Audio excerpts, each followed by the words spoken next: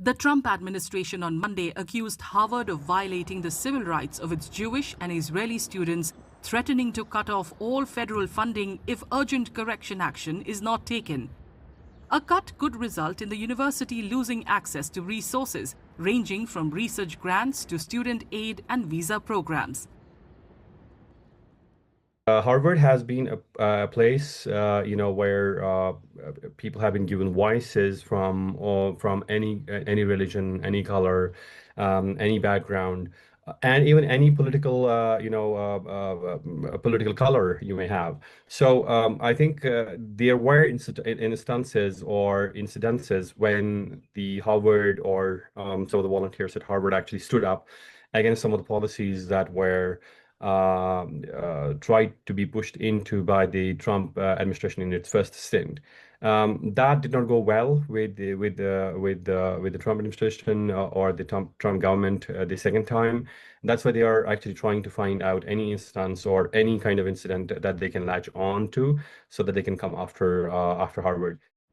If Harvard loses federal funding, the impact would be far-reaching.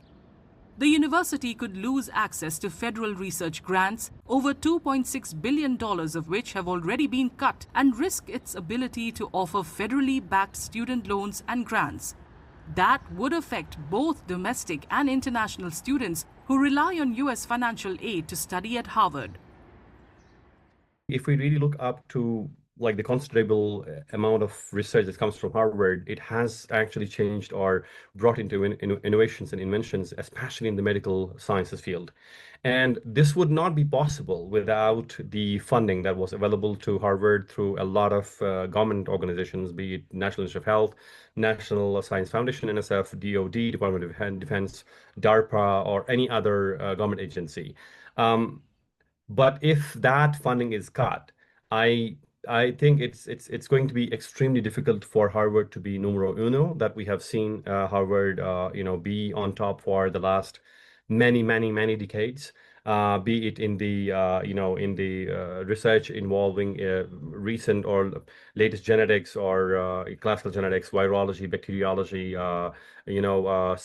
molecular biology and structural biology, or bioengineering for that matter, biosensors, those kind of things. Harvard has been pushing boundaries. The threat to cut funding comes amid multiple legal and political battles between Harvard and the Trump administration.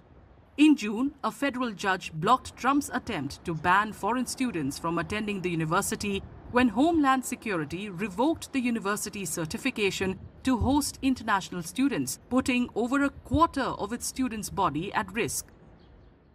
People are not looking up to the U.S. universities in general, and Harvard in particular, in the way they were looking up to it, because they know that it's not going to be an easy task. There is uncertainties in admissions. First of all, once the admission, if you clear the admissions, then the scholarships, especially if there are going to be these kind of enforcements on the Harvard funding, so to say. I believe that there is definitely a shift of focus that we have seen in the last couple of months. People have been preferring over European universities.